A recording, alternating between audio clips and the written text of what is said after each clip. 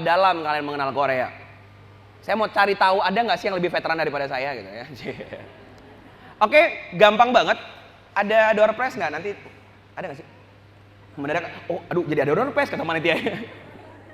Yang bisa jawab silakan angkat tangannya ya. Tebak lagunya ini, lagunya judulnya apa, penyanyinya siapa. Maaf, saya cuma memperdengarkan 5 detik saja. Kira-kira Bu bisa nggak orang nebak lagu 5 detik doang Bu? Nggak bisa ya Bu ya? Mari kita buktikan. Siap ya? Pasang telinga baik-baik. Lagunya siapa ini?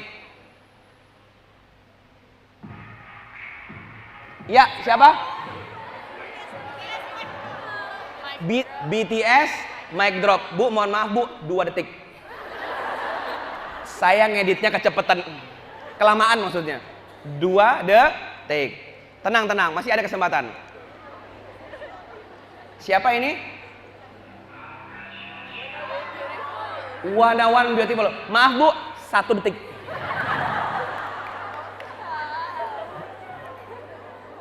Mantap ya. Padahal baru tenguh. Lanjut ya, lanjut ya. Oke. Siapa yang nyanyi lagu ini? Iya, apa? EXO Kokobab, 1/2 detik Bu.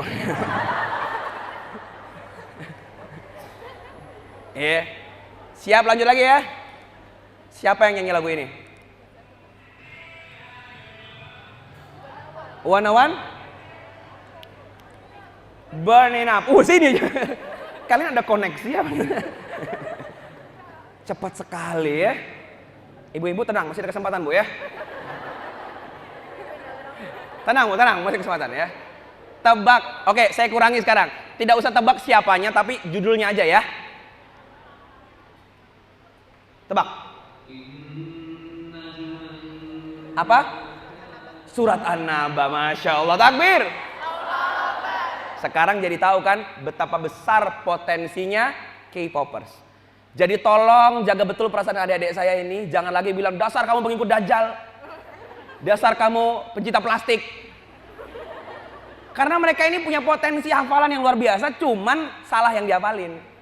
Ngerti gak sih? Selama ini cuma itu aja. Kita belum bisa membuat Al-Quran itu menarik untuk dihafalkan mereka, sehingga mereka menganggap menghafal yang lain lebih baik. Coba lihat itu. Ini jadi Ustadz Adi Hidayat selanjutnya kan kalau begini. Inna yahana, wah segitu. Padahal semua Quran ada inna banyak banget ya, tapi dia tahu beda in yang mana. Ini innya tuh yang mana, tuh tahu. Ini inna atau inna kal kausar. Ini inna ja'alna makanan mirsoda, dia tahu tuh bedanya. Sama kayak tadi, bunyinya kan sama, bunyinya tank. Ini tanknya Wanna One ini, tanknya EXO ini. Ya. Ini karena semua jamaahnya wanita, kemarin saya bawain hal yang sama, tapi ada cowok-cowok kan saya bilang gini, jangan hati-hati sama istri-istri yang begini, karena mereka akan tahu kapan antum berbohong. Sayang, aku sayang sama kamu, bohong. Kok tahu tank kamu beda? Bedanya tuh kerasa gitu ya. Ya, good. Berarti banyak juga ya K-popers di sini ya, alhamdulillah ya. Berarti ketahuan tuh tadi ada yang EXO-L, ada yang Wannable. Ini Wannable saja. Mbak, Wannable ya? Nggak sedih kemarin pas bubar? Nggak bikin acara perpisahan gitu? Nangis. Masya Allah ya. Yang bisa baca Hangul, coba teriak bareng-bareng. Bacanya apa? Yang kenceng apa? Oke, yang nggak tahu sekarang ikutin. Bacanya apa? Han, ya. Tolong makharijul hurufnya yang tepat. Ya. Han, nun matinya di belakang gigi seri. Han. Coba latihan ya. Namsan. Ya, Han. Oke, sekarang potongan yang kedua. Bacanya apa? Ryu. Apa? Ryu. Yang pertama? Yang kedua? Yang pertama Han. Yang kedua Ryu. Yang pertama Han. Yang kedua Ryu. Gabung. Hallyu. Aneh ya, harusnya kan Hanryu, tapi jadi Hallyu. Iya, karena nun mati ketemu ro melebur jadi satu, idgham bila gunnah. Apa artinya Korean Wave? Sebuah gelombang besar yang datang sampai ke Indonesia. No, gak cuma Indonesia, seluruh dunia hari ini. Siapa yang gak kenal Korea? Betul ya? Namanya Hallyu, Korean Wave. Ya, merasa gak sih kayaknya Korean Wave itu gampang masuknya, susah hilangnya? Kalau wave dari Indonesia kan masuknya susah, hilangnya gampang. Tahu kan maksud saya? Misalkan nih ya, ada booming es kepal Milo gitu kan ya. Awalnya kan masuknya susah tuh. Ih, apaan sih, alay banget gitu. Ih, malas, apaan sih? Apaan ya? Gitu nyoba juga akhirnya. Setelah nyoba, ya udah, sekarang mana es kepal Milo? Jarang banget kan? Iya. Apalagi Om telolet om telolet. Ih apaan sih, alay banget. Ih apaan sih, apaan ya. Coba juga akhirnya. Ke terminal nyoba ya om. Tapi setelah nyoba ada nggak om telolet lagi? Nggak ada. Udah gitu doang, gampang, susah masuknya, gampang banget hilangnya. Ya. Tapi kalau K-pop, Korean Wave gampang banget masuknya, susah hilangnya. Betul? Betul. Kenapa bisa? Karena ini program pemerintah. Korea Selatan menuju nomor 1 dunia. Program ini dicanangkan sejak awal kemerdekaannya dan baru berlangsung di awal-awal tahun 90-an. Coba teman-teman lihat di sini. Ini kenapa harus ada transisi sekian lama ini? Ini pernyataan presidennya ya. Kita lihat, mereka punya program 5-year Economic Social and Development Plan. Sekarang saya tanya, satu periode kepemimpinan itu berapa tahun? Ganti presiden, ganti program nggak biasanya? Nah, ini 7 kali periode kepemimpinan tidak ganti program.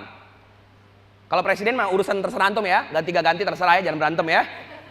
Intinya di Korea itu tidak ganti program. Dan Hallyu ada di dalamnya. Bagian dari program menuju Korea Selatan nomor 1 dunia. Itulah kenapa Samsung sekarang bisa ada di mana-mana. Kenapa LG ada di mana-mana. Kenapa, wah Masya Allah produk-produk mereka luar biasa. Ada Hallyu juga. Karena program pemerintah. Oke, ibu-ibu mungkin ya nggak suka dangdut, nggak suka pop, nggak suka apa. Tapi pernah tahu nggak lagu ini yang nyanyi siapa? Yo yo ayo, yo ayo yo yo ayo. Tahu yang nyanyi? Ada yang nggak tahu nggak? Yang nggak tahu? Sih, nggak tahu bu? 1 di antara ratusan orang. Tandanya semua tahu. Oke? Pertanyaannya, tahu lagu-lagu di yang lain nggak? Enggak. Tapi kenapa tahu yang ini? Betul, karena semua tahu ini lagu Asian Games. Di mana semua Asian Games, ke bandara di TV ada Asian Games. Ya, kemana-mana coba atau jalan-jalan semua Asian Games, di bus Asian Games, di taksi Asian, bener nggak? Semua lagu ini diputar di radio, di TV dan lain-lain, betul ya? Ketika pemerintah memprogramkan, semua jadinya tahu, walaupun nggak tahu. Tadinya Via Valen itu lagunya apa nggak tahu. Ya, berarti antum di luar program pemerintah mbak. Iya, segitunya program pemerintah, masif sekali. Ambil contoh, Hallyu ini dijadikan program pemerintah. Kita ambil contoh. Tahu iklan Wonderful Indonesia? Iklan yang intinya memperkenalkan visit Indonesia, ya kan ya? Biasa pakai bahasa Inggris kan ya? The Wonderful, gitu kan ya? Indonesia. Jadi sering kan tahu-tahu ada kayak kakek-kakek keluar pakai baju adat gitu kan ya? Sering nggak lihat iklan-iklan kayak begitu? Oke, pertanyaannya, bintang iklannya siapa? Bintang iklannya siapa? Selain Komodo. Nggak tahu kan? Emang nggak ada. Kenapa? Ya karena nggak dipakai bintang-bintang kita itu. Beda sama Korea, mereka pakai bintang Hallyu. 4 tahun lalu bintang Hallyu-nya siapa? Yang dipakai buat program pemerintah untuk Wonderful Korea kurang lebih. Ini Song Joong Ki. 3 tahun yang lalu Lee Jong Suk. 2 tahun yang lalu siapa? EXO. Yang tahun kemarin BTS. Jadi yang dipakai itu aktornya memang, bintang Hallyu-nya yang dipakai. Coba iklan KFC dan McD, siapa bintang iklannya? Selain ayam. Paham ya? Nggak ada. Tapi coba lihat di Korea, yang iklanin itu siapa biasanya? Artis Hallyu bukan? Artis Hallyu, sengaja memang di endorse mereka. Nih, pernah nggak lihat iklan paling aneh di Indonesia? Tahu nggak iklan apa? Iklan yang tahu ada bapak-bapak nggak tahu siapa dia, nongol, mari berhemat listrik. Pesan ini disampaikan oleh kementerian. Pernah gitu? Entah dia siapa, bapaknya siapa, entah ya. Nongol tanpa senyuman gitu kan ya. Kumisnya panjang gitu. Pernah lihat kayak gitu?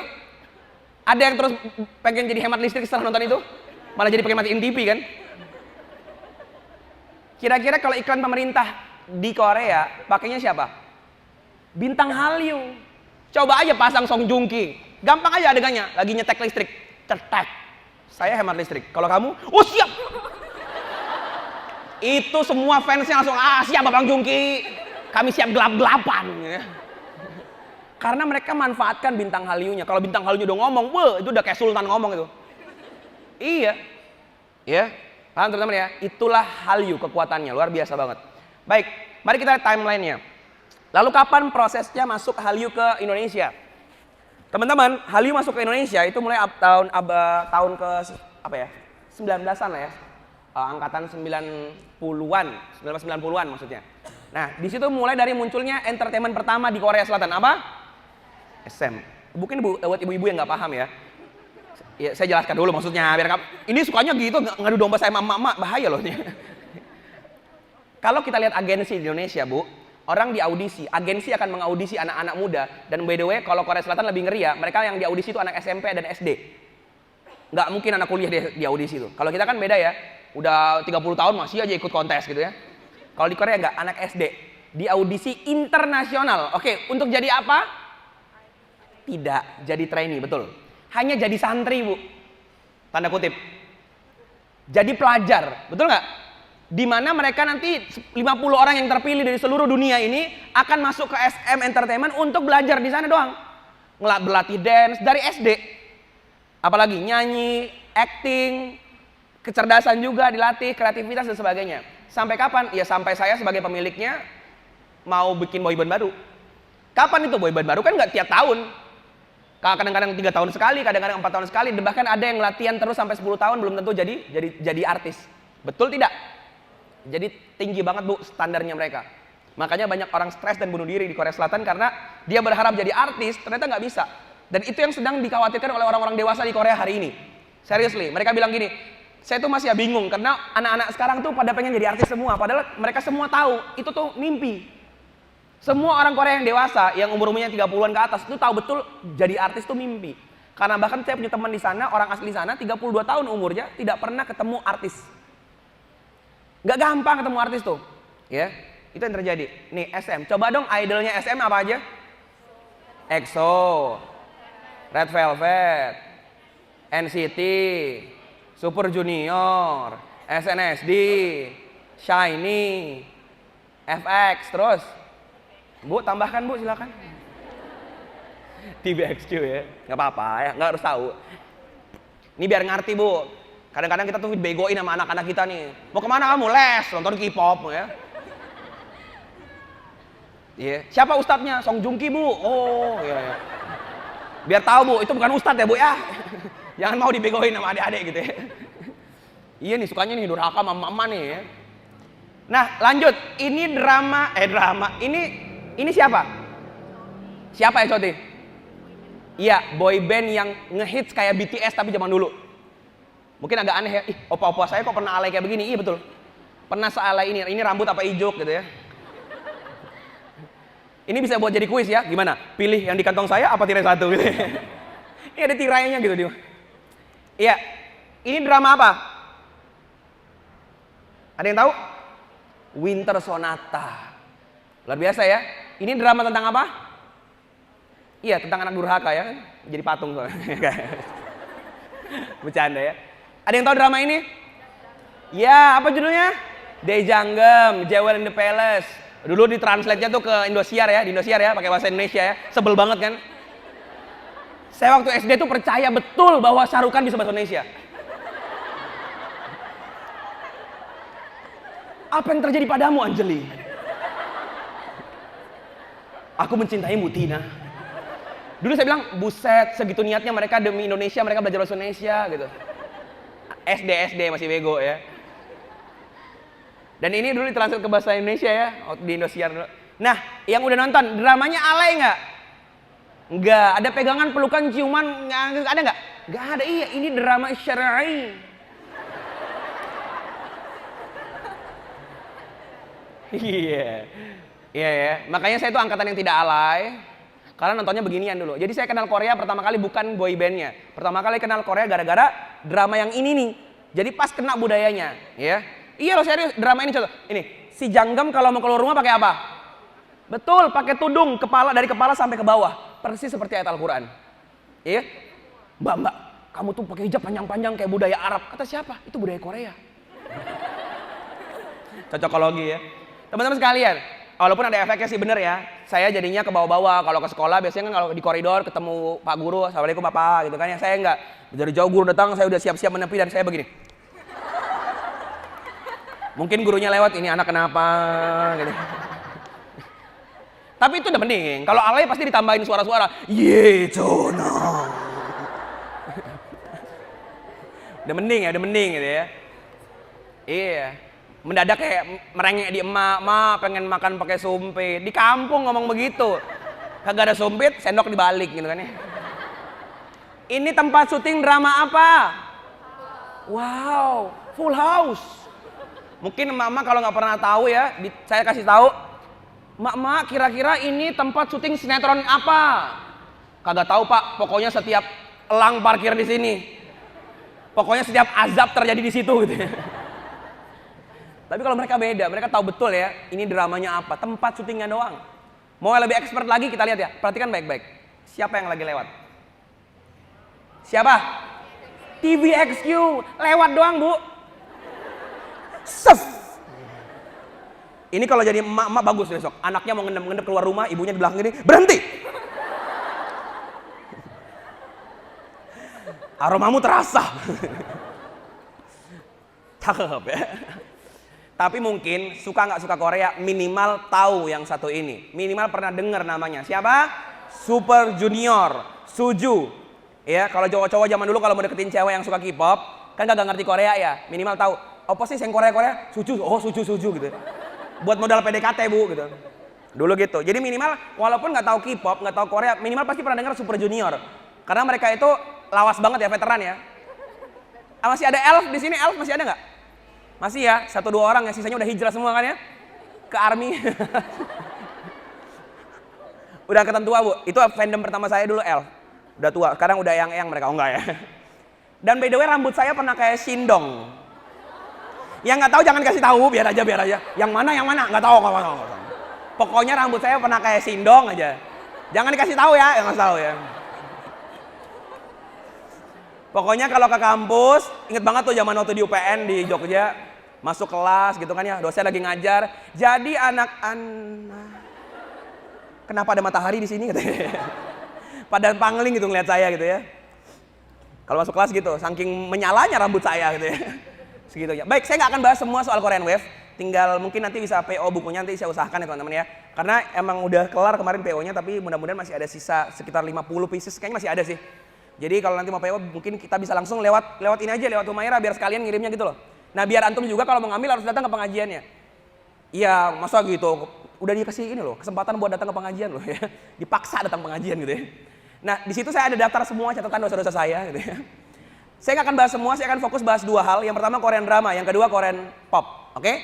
Korean drama, yang kedua Korean pop. Siapa di sini yang suka Korean drama? Banyak ya? Masya Allah. Siapa yang view-nya premium? Weh, saya juga bu. Iya benar, sama kita. Kita kalau menunggu untuk apa terbuka kuncinya kan lama ya. Kita harus 1080p. Ada yang di sini yang nonton Korean drama 320p? Nggak mungkin, sakit mata bu. Benjol-benjol mata tuh ya. Nonton harus full HD, jelas, clear, jerawat-jerawatnya kelihatan gitu ya. Iya tuh. Saya dulu suka banget Korean drama. Di bukunya tuh saya tulis ada lebih dari 160 judul Korean drama yang sudah saya tonton. Iya, karena dulu pakai modal. Jadi setiap pulang kampung, saya kan pulang kampung itu kan setahun sekali ya kalau bulan Ramadan. Nah, saya akan memenuhi harddisk 1 tera saya. Itu isinya full Korean drama 180p. Iya. Iya buat modal itikaf. Jadi mungkin buat emak, wah anak saya lagi itikaf di kamar. Tidak ibu, saya lagi nonton drama. Ya Allah dosa banget ya dulu ya. Ya kita lihat cuplikannya berikut ini.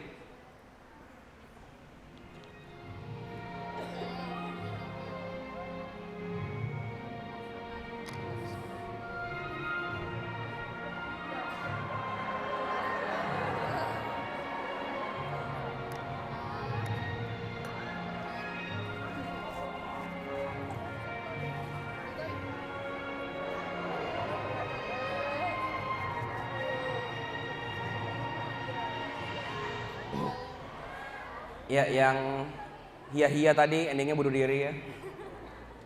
Saya pernah, ini kalau antum tuh jaim-jaim gitu ya, mungkin udah pada senior-senior banyak di sini ya, jadi kayak pada tahu diri gitu ya.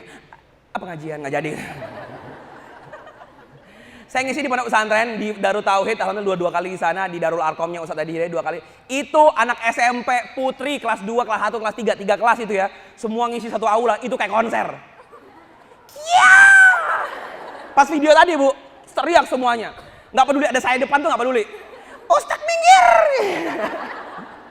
Serius, ya saya sukanya kayak pada adik-adik itu karena mereka tuh nggak malu-malu gitu ya. Lalu kan masih jaim-jaim gitu ya. Ini kayak konser bu teriak ya gitu ya.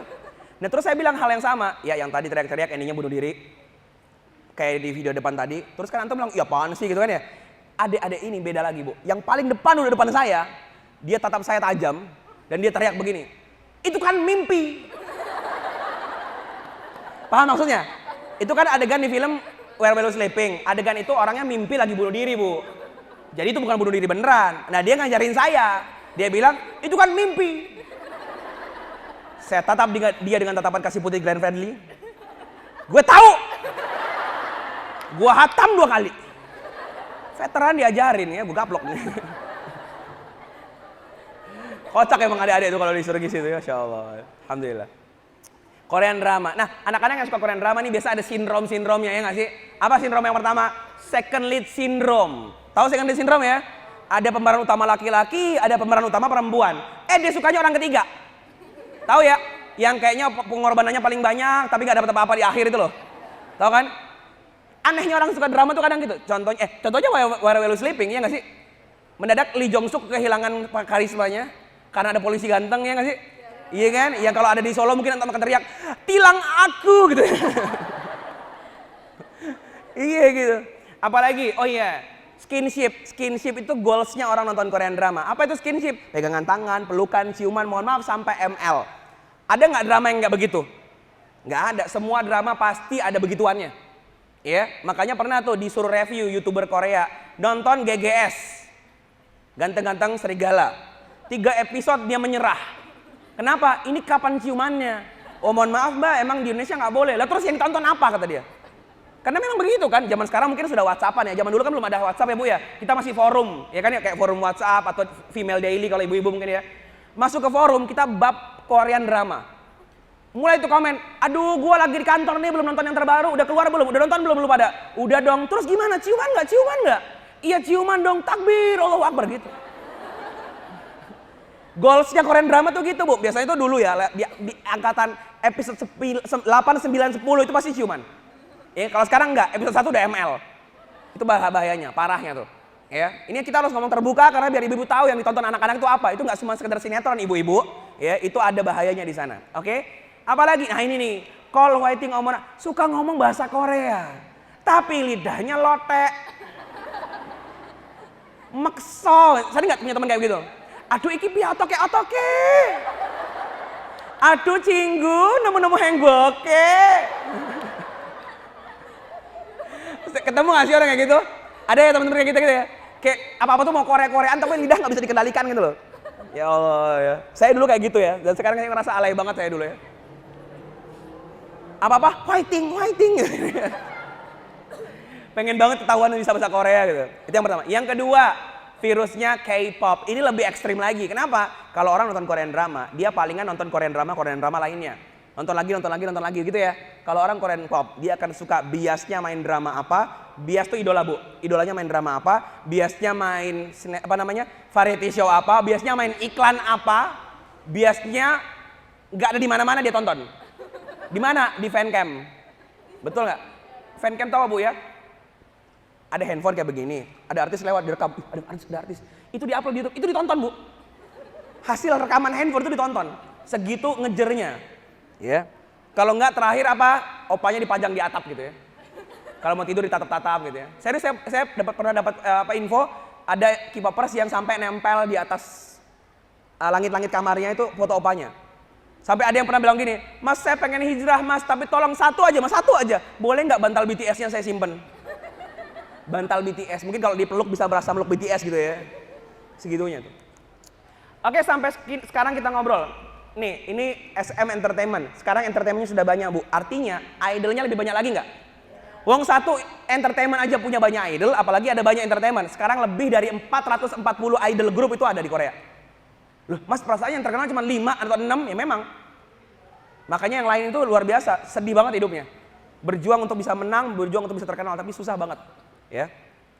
Dan ini Bu, coba kita lihat. Next. Ini adalah fans-fansnya. Kita tes ya. Kalau ELF fansnya apa? Sone, VIP, Syawal, lulus ujian nasional ya. Kalau soalnya ini ya. Oke. Bu rame Bu, ini rame. Ini orang semua loh bintik-bintik ini. Jutaan orang kumpul, bukan aksi 212 atau lagi umroh ya, bukan ya. Walaupun mereka bawa alat-alat peribadatan, ya. Untuk ngapain? Labbaik Allahumma labbaik gitu. Nanti akan kita bahas tuh. Sampai di sini berasa kayaknya nggak ada yang salah dari K-pop ya. Kayaknya fun-fun aja dari Korean drama. Terus masalahnya di mana? Oke, fine. Mari saya jelaskan. Saya nggak akan bahas a whole, seluruhnya nggak. Cuman poin aja. Saya menemukan hadis ya dari riwayat Ahmad yang mengatakan pada intinya begini. Kalau di zaman ini ada fitnah-fitnah Dajjal yang muncul dan kita bisa melewatinya, maka insya Allah kita akan lolos dari fitnah Dajjal. Paham ya Bu ya? Tapi kalau hari ini fitnah Dajjal yang muncul kita nggak bisa lolos, insya Allah apalagi Dajjal muncul besok. Dan kata Rasul, tidak ada fitnah yang dibuat sejak awal dunia diciptakan sampai hari ini yang itu kecuali untuk menyambut datangnya Dajjal. Artinya Dajjal itu besok puncak seluruh fitnah. Dan seluruh fitnah-fitnah kecil hari ini itu memang untuk menyambut Dajjal. Bukan gak ada hubungannya, sangat berhubungan. Jadi jangan bilang fitnah Dajjal itu belum ada Bu. Makanya kita kan selalu disuruh berdoa kan di tasyahud akhir kan. Ya Allah jauhkanlah kami, lindungilah kami dari keburukan fitnah Al-Masihid Dajjal. Karena Dajjal itu fitnahnya sampai sekarang. Nah saya dulu bertanya-tanya, fitnah macam apa yang terjadi sekarang? Dajjalnya kagak ada. Belum muncul ya, Dajjal itu sudah ada tapi belum muncul ya. Siapa yang ngejalanin fitnah-fitnah itu? Jelas siapa lagi kalau bukan? Iya manusia. Siapa manusianya? Siapa? Ayo tebak. Betul, Wahyudi. Yahudi maksudnya ya. Lo serius, dalam hadis sudah jelas musuh utama umat Islam itu orang Yahudi. Dan orang Yahudi adalah orang pertama yang akan menyembah Dajjal ketika Dajjal muncul. Dan orang Yahudi hari ini sedang mempersiapkan tempat untuk Dajjal muncul. Caranya dengan dua cara. Membuat satu dengan cara kekerasan, contohnya di Palestina gitu ya. Benar-benar mau ngambil tanah Palestina. Kenapa tanah Palestina? Karena tanah Palestina tempatnya pusatnya Dajjal besok mau ke situ. Dajjal pengen banget punya kerajaan, ibu kotanya di situ. Ya. Yang kedua dengan cara yang halus melalui industri hiburan dan sebagainya. Paham ya? Jadi dua cara, yang manis sama yang kasar. Oke? Nah, ternyata itu dalam hadis ada. Apa hadisnya? Coba kita lihat. Sesungguhnya bersama Dajjal nanti ada air dan ada api. Ternyata kalau orang milihnya air itu sesungguhnya adalah api. Ternyata kalau orang milih api sesungguhnya itu adalah air. Maksudnya apa? Dajjal besok itu datang di hari dimana ada kekeringan luar biasa. Ada kelaparan yang luar biasa. Tiba-tiba Bu, dia nunjukin air dan api. Pilih yang mana? Pasti semua pilih air. Karena kekeringan ini. Betul? Padahal sesungguhnya yang bikin dia seger itu, yang bikin dia hilang dahaganya tadi adalah neraka. Tapi kalau antum pilihnya api karena tahu di situ ada surga, ya tapi siap-siap itu api. Oh saya mau pilih api ya siap-siap. Di situ panas, terbakar Bu, gosong kita. Tapi insya Allah habis itu surga, paham ya? Itu fitnahnya Dajjal. Saya dulu mikir ini kayak film animasi gitu loh. Dajjal datang bawa api sama air, api air, nggak itu ya? Kirain dia dagang gitu ya? Dajjal gitu ya? Beli dong ya? Nggak ya? Ternyata nggak begitu. Ternyata fitnahnya mulai terasa hari ini. Kalau nggak percaya, mari kita cek. Yang pertama, apa? Air. Apa itu air? Seger banget Bu, enak, seru. Tapi nggak tahu, nggak sadar, ternyata itu neraka. Contohnya apa? Mohon maaf, budaya K-pop, budaya Korean wave, budaya Korean drama dan seterusnya. Itu air banget Bu. Ibu coba lihat, nonton berjam-jam itu nggak bosen. Apalagi yang running tuh. Ya, udah tamat duluan baru tonton tuh. Itu kan nggak kelar-kelar tuh kan ya? Kayaknya habis jam 12 tidur deh. Nanti jam 1 satu episode lagi deh. Jam 2 satu episode lagi ya. Edik, seru banget soalnya. Ya, belum yang K-pop dan sebagainya. Air. Ya. Dan ketika diganggu rasanya kayak lagi aus-aus, lagi mau minum ditarik airnya. Marah nggak itu? Marah, sama. Lagi begini suka K-pop dibilangin apa? Jangan suka K-pop. Dasar ustadz kampungan. Nggak ngerti K-pop gitu. Itu kan gitu kan ya, marah kalau airnya diambil Bu. Padahal kita mau ngasih tahu, hati-hati, itu manisnya memang kayak air. Tapi itu dikasih oleh penjajah bernama Yahudi, itu sebenarnya air dalamnya neraka. Hati-hati. Mohon maaf ya, dibalik semua ini, dibalik Hollywood, dibalik Hollywood, itu semua ada Yahudi. Antum harus tahu itu. Ya, dibalik itu semua ada Yahudi. Ada Dajjal di belakangnya. Di belakang Dajjal ada siapa? Di belakang Dajjal ada siapa? Di belakang Yahudi ada Dajjal ya. Di belakang Dajjal masa ada Yahudi? Nanti lah Yahudi lu ngapain di belakang? Perasaan tadi di depan gitu ya. Di belakang Yahudi ada Dajjal. Di belakang Dajjal ada Siapa yang kerjanya membisik-bisikan? Setan. Dan setan siapa di belakang Dajjal? Setan yang dulu menggoda Nabi Adam. Bapak buyutnya setan, Bu. Bosnya setan, Bu. Itulah yang menggerakkan dunia ini hari ini dengan fitnah-fitnahnya. Makanya tuh jangan heran kok fitnahnya menarik banget. Setan, Dajjal, ya, hati-hati tuh. Nah, mari kita lihat contohnya. Ada neraka apa di balik air-air ini? Satu, dalam Korean Wave banyak unsur LGBT. Betul nggak? Tuh, teman-teman bilang iya. Tandanya teman-teman selama ini sadar, cuman nggak ngerti kenapa kok nggak masalah ya. Kenapa kok nggak jijik ya? Ibu-ibu, anehnya adik-adik ini mungkin kalau ngelihat, mohon maaf ya, misalkan ada banci, misalkan kayak Mimi Peri gitu ya. Antum dipegang-pegang Mimi Peri gitu ya, mungkin kayak iya, gitu kan ya, jijik kan ya. Tapi coba lihat opa-opanya lagi berdua-duaan, lagi peluk-pelukan, rasanya apa?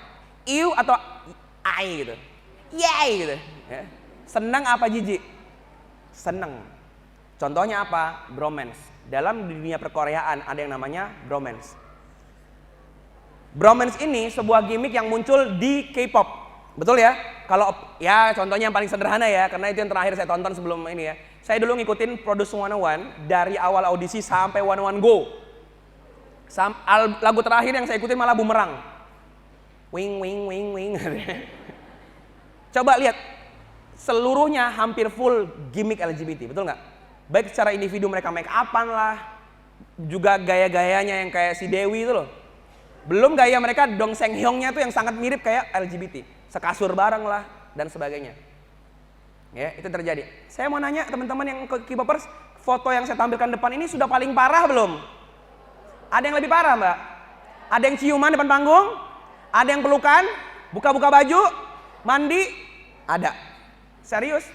Nggak percaya baca tuh di bukunya. Cuman sudah saya sensor. Pas mandi tuh gambar badannya saya coret-coret gitu. Jadi beneran begitu. Jadi parah, Bu, gimmick ini. Dan mungkin ibu bertanya, ini perempuan kenapa pada seneng sama laki-laki sih? Kan di panggung laki-laki sama laki-laki, kenapa perempuan pada seneng? Aneh kan? Iya, tenang Bu, saya akan jelaskan. Setelah konser, kira-kira cukup nggak? Tidak, mereka akan pulang bikin hayalan-hayalan yang namanya OTP. Apa itu OTP? One True Pairing. Kenapa namanya One True Pairing? Karena dia OTP. Di shipping, ya, nggak percaya. Contohnya begini, ada Ong Seung Mu, ada Kang Daniel, disingkat Ong Niel. Ada Chan Hyol, ada Baekhyun, disingkat Chan Baek. Ya, kurang lebih begini OTP itu. Dibikin pasang-pasangannya, Bu. Ya, oke. Yang saya mau nanya di sini, Mbak namanya siapa, Mbak? Nadia. Mbak siapa namanya? Nurul. Coba OTP-in Nurul dan Nadia. Nurnia couple. Gitu caranya. Serius. Mereka akan lihat namanya disingkat terus dikapelin. Nah, yang menghidupkan itu fansnya, Bu. Dicari foto-foto mereka lagi berdua, diabadikan. Cukupkah sampai sini? Tidak. Dibikin fan fiction. Novel-novel, cerpen-cerpen yang isinya tentang kehidupan percintaan laki-laki kedua ini. Cukup sampai di situ? Tidak, lanjut lagi fan art, digambar, dilukis dalam bentuk komik dan sebagainya, yang ada adegan ranjang di sana, 18+ di sana. Betul nggak? Banyak nggak yang begitu? Fanfic paling favorit itu yang Yadong bukan? Itu yang paling marah tuh, yang 18+. Bacaan anak-anak kita tuh, ngeri banget. Ya, mungkin ada yang bertanya-tanya, perasaan ini cewek-cewek kok sukanya sama cowok sama cowok ya? Harusnya kan dia jijik kan ya? Karena Bu, bagi K-popers, opa-opa itu adalah siapa mereka? Siapanya? Yang kencang siapa? Dia kayak menahan itu jangan keluar dari kali mulutnya itu loh.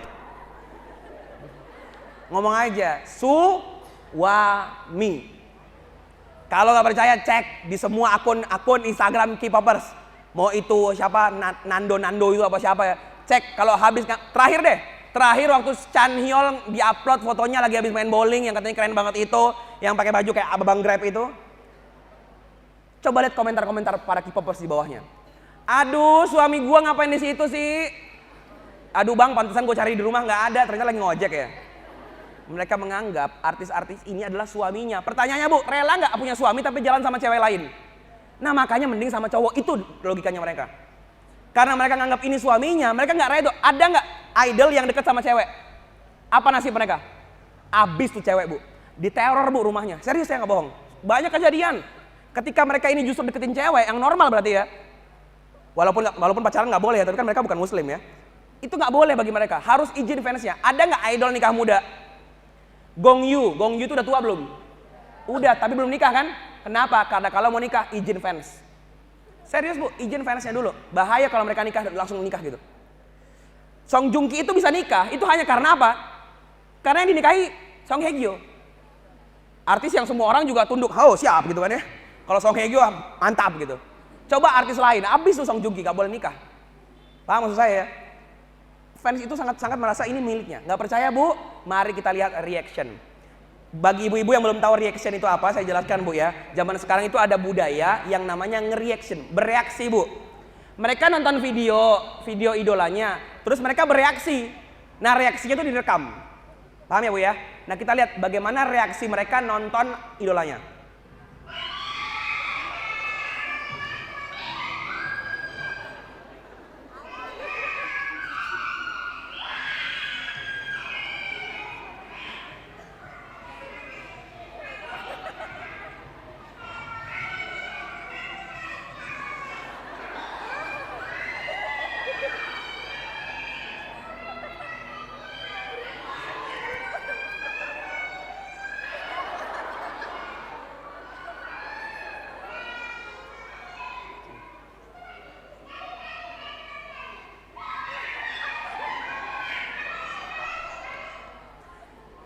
Opa-opa itu siapanya? Serius saya nggak? Ini cuma satu video, kalau mau saya tumpukin banyak banget itu. Semua komen di YouTube, komen-komen di semua pasti ngomongnya husband, suami, pacarnya dan sebagainya. Iya apa enggak? Iya. Makanya marah banget kalau diganggu suaminya ini. Ya. Itu terjadi. Itu yang pertama. Yang kedua. Kenapa ada yang cemburu? Ini sudah pasangan paling halal loh yang saya cari. Insya Allah sudah sah mereka ya. Yang pertama adalah LGBT, yang kedua adalah free sex. Banyak nggak unsur free sex di dalam Hallyu? Banyak. Drama apa yang nggak ada skinship? Jarang banget, hampir bilang nggak ada. Coba aja ketik di Google, ini saya screenshot langsung dari laptop saya. Drama Korea Sin, terus jangan di enter. Nanti Google kan akan melihatkan rekomendasi pencarian terbanyak. Coba lihat, kiss terbanyak, kiss hot. Itu yang paling banyak dicari orang, nyari adegan ciuman dalam drama. Saya pernah kelihatan jadi kayak cowok nggak bener gitu ya. Gara-gara suatu ketika ada teman, emang drama Korea kayak apa sih? Oh ada nih, tonton aja. Alah kepanjangan 20 episode. Trailernya aja atau adegannya aku mulai kayak apa sih? Akhirnya saya cari dong di YouTube. Drama Korea Sin. Pertanyaannya, keyword saya normal nggak? Normal dong, nggak masalah kan? Saya enter dan keluar 3 halaman pertama semua adegan buka baju. Ciuman lah, apalah, adegan ranjang. Itu kan saya merasa, aduh mohon maaf ya, close gitu. Kesannya saya yang brengsek banget gitu ya, muter lagu begitu. Enggak, emang kena itu bu, pencariannya umum bu. Pencariannya mah umum. Drama Korea adegan kan umum ya, ada adegan berantem, ada adegan apa namanya, sedih, ya kan ya. Tapi kenapa semua yang muncul adegan begituan? Karena memang yang dicari orang nonton drama itu begitu. Itu yang parahnya. Nih coba, saya mau tes. Oh ini. Nih, mulai suka apa? Lihat aurat. Tenang, sudah saya sensor ya. Aman, sudah saya sensor ya. Tenang, anti tahzir ya. Sudah saya sensor. Saya tanya teman-teman, adakah orang nonton K-pop merem? Ada? Gak ada. Melek. Dan pas melek dia nafsu banget gitu nggak? Enggak juga. Enggak kayak Blackpink gitu, nggak gitu kan? Itu lebih parah. Kenapa? Berarti dia sudah hilang rasa sama aurat. Ngeri. Bagi dia aurat itu udah nggak kayak aurat. Itu ngerinya. Jadi biasa. Ngeliat opa-opa buka apps, kia gitu. Bahagia banget gitu ngeliat apps. Ya, dan sebagainya. Nah, teman-teman sekalian, bisa kebayang nggak bu? Ada dua kepribadian dalam diri kita. Contohnya ya bu ya. Ibu-ibu punya anak. Anaknya bilang, mama, aku pengen pacaran. Pacaran kamu sekolah yang bener dulu, betul nggak? Kamu tuh jangan pacaran dulu. Tapi ibunya nyetel Korean drama, adegannya pacaran kan? Pas ibunya adegannya pacaran, ibunya ngapain? Gitu. Deg-degan juga. Mana ada orang nonton Korean drama adegannya pacaran tapi no jungki, jangan jungki. Itu nggak halal, begitu. Pas kedaral barabol temyon, jungki mau nembak gitu kan ya? Jangan jungki. Tolong ta'aruf jungki, jangan dipacarin. Ada bau gitu? Nggak ada. Kita malah seneng kan? Ini lucu, seneng ngeliat orang pacaran tapi anaknya pacaran nggak redo. Cewek-cewek juga sama. Ada ikhwan-ikhwan datang. Dek, aku mau jadi pacar kamu. No. Lebih baik dipaku di kepala dari apa? Dipaku dari neraka daripada kemudian menyentuh yang bukan mahram. Saya tidak mau pacaran, jangan sentuh aku. Mungkin dia orang Jaksel gitu ya. Habis makan butter gitu ya. Tapi begitu pulang nonton drama, seneng lihat orang pacaran, kan aneh. Dipacarin nggak mau, lihat orang pacaran mau. Aneh ya. Dipegang-pegang nggak mau, lihat orang pegang-pegangan mau. Paham ya? Aneh, ini kayak standar ganda. Opanya mojokin ceweknya ke dinding. Buk. Gitu udah. Aneh, tapi kalau antum digituin sama cowok, digampar tuh cowok. Jadi sebenarnya ada dua kepribadian aneh. Nah, di situ saya merasa saya langkahnya sudah mulai di Islam begini, di Korea begini, sudah mulai ada yang harus saya pilih. Paham ya? Islam nggak ngebolehin, tapi kok saya malah suka gitu. Kan aneh. Paham ya? Coba lihat ini. Bagaimana mereka menggabungkan zikir dan menonton aurat. Ngeri ya? Reaction berikut ini.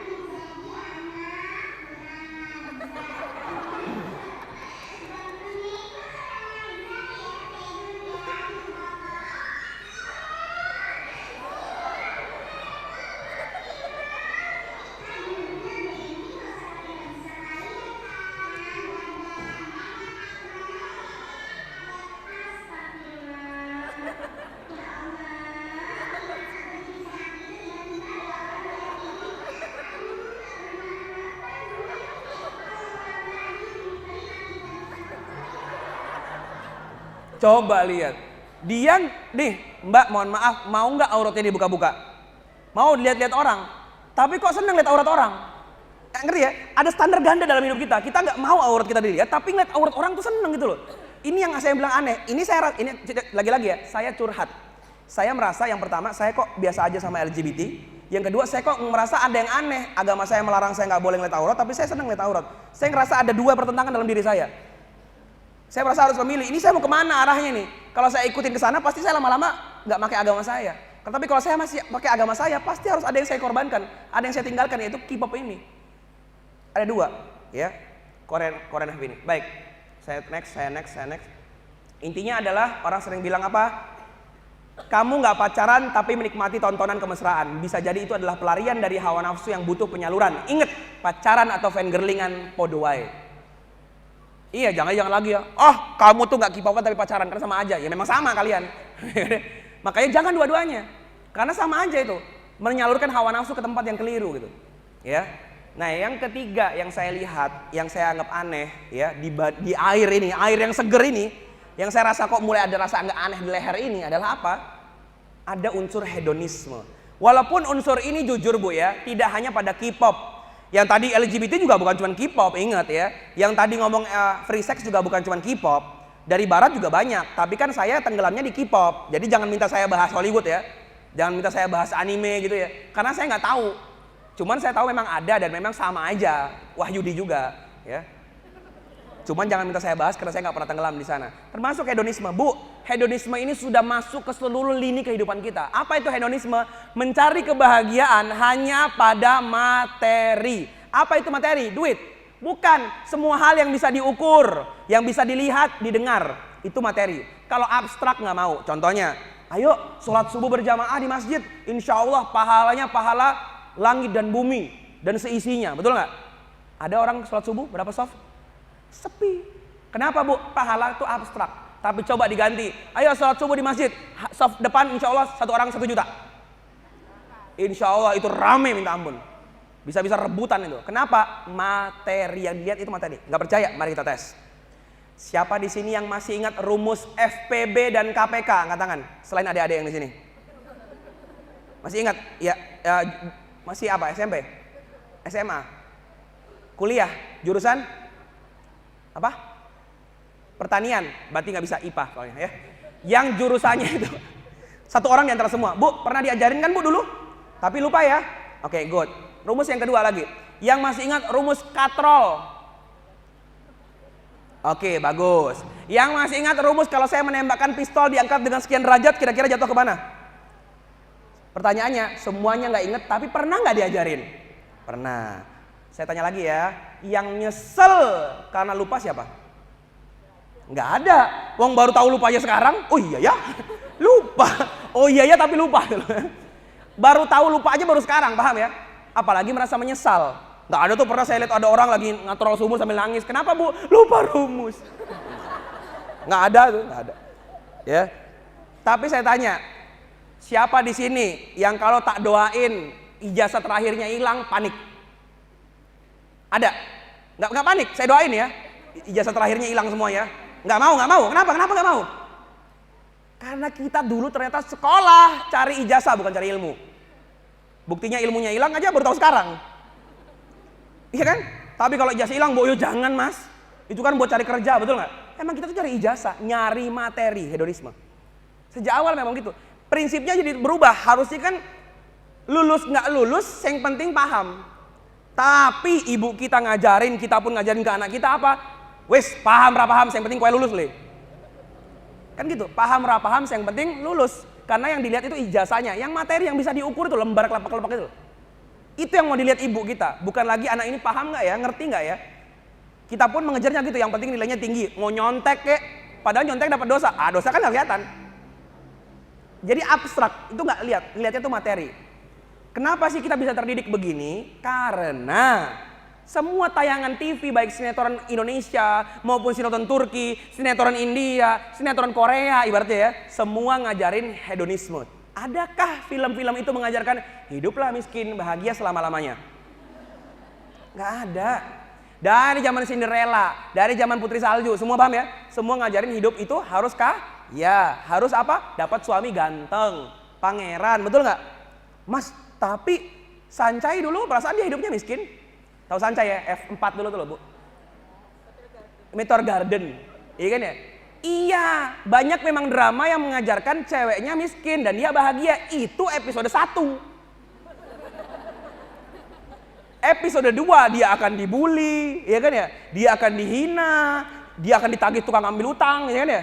Sampai dia tersiksa, lalu datang penyelamat berkuda putih bernama Tao Ming Se, Gu Junpyo, dan sebagai macamnya yang nyelamatin hidup dia. Itulah framing yang dibangun media. Makanya semua media itu menggambarkan kaya itu yang bagus, yang ganteng itu yang bagus, ya. Yang kalau miskin itu jelek itu pokoknya. Betul tidak? Itu gambar media. Sehingga kita terbangun, wah aku ini dianggap nek miskin. Jadi nggak lihat lagi, nggak apa-apa miskin, yang penting akhlak itu nggak ada gitu. Pokoknya yang penting kaya. Loh coba lihat Toming Se, akhlaknya baik nggak? Nggak baik kan berantem mulu kerjanya kan ya, cari ribut mulu. Tapi dia dianggap bagus karena dia kaya. Tuh, udah nggak ada tuh. Ngeri banget. Makanya di Korea hedonisme tuh kelihatan banget. Dari apa? Dari budaya operasi plastiknya. Mari kita lihat video berikut ini. Ini video yang menggambarkan betapa budaya operasi itu tinggi sekali di sana. Saya nggak menyalahkan mereka. Yang saya lirik di sini adalah gini. Kok bisa kita muslimah nggak geli sama beginian, paham ya? Opanya oplas, ya bodo amat. Lu gara-gara lu jelek jangan bilang dia oplas dong, gitu. Saya pernah bilang, opa kamu tuh oplas loh, bodo amat. Lu kalau jelek gak usah sirik. Lah gue yang kena gitu ya. Segitunya, ya. Oke, kita lihat video berikut ini.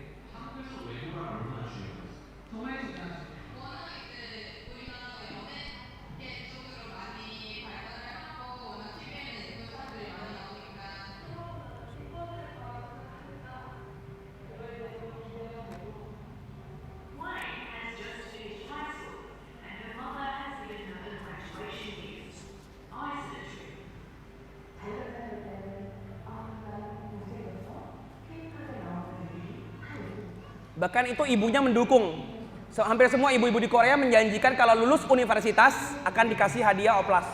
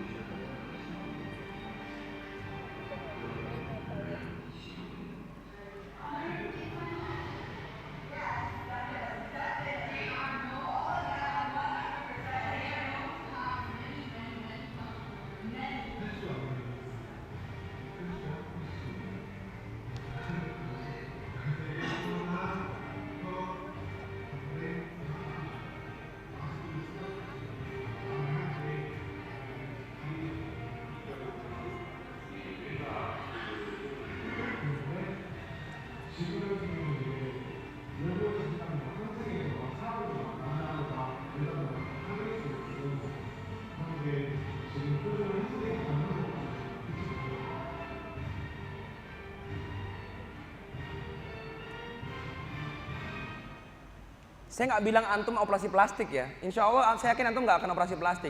Tapi memaklumi operasi plastik. Contohnya apa lagi? Antum nggak minum minuman keras tapi ngeliat opa minum soju biasa wae. Padahal zaman dulu deket-deket sama aroma bau minuman keras aja antum merasa jijik banget kan? Oke, babi asapnya deh, asap bakaran babi antum mau cium nggak? Nggak babinya loh, asapnya doang. Geli kan? Tapi gara-gara Korea antum biasa aja nonton orang makan samgyeopsal, nggak geli nggak jijik. Paham ya? Kita memaklumi semua pengharaman-pengharaman itu. Ngeliat soju biasa aja, samgyeopsal biasa aja, pakai skincare nggak dicek dulu ada halal haramnya. Itu ngerinya. Memaklumi banyak hal keharaman-keharaman dalam hidup kita. Itu yang saya soroti di situ. Dan yang paling parah ini, poin terakhir yang paling parah apa? Apakah api yang tersembunyi di balik air yang paling parah ini adalah penyimpangan akidah. Mbak, Bu, kalau antum semuanya melakukan 3 hal tadi, free sex, LGBT, operasi plastik dan sebagainya, minimal itu adalah maksiat, tidak murtad. Tapi kalau yang terakhir ini hati-hati betul karena ini akidah. Kalau akidah, iman kita dipertanyakan. Ya, yang paling saya soroti adalah budaya fandom di mana kita memuja yang bernama idol. Idol itu definisinya berhala. Mungkin teman-teman di sini mulai, masa sih iya? Coba idol mana yang nggak sempurna? Idol. Mbak pernah ketemu artis?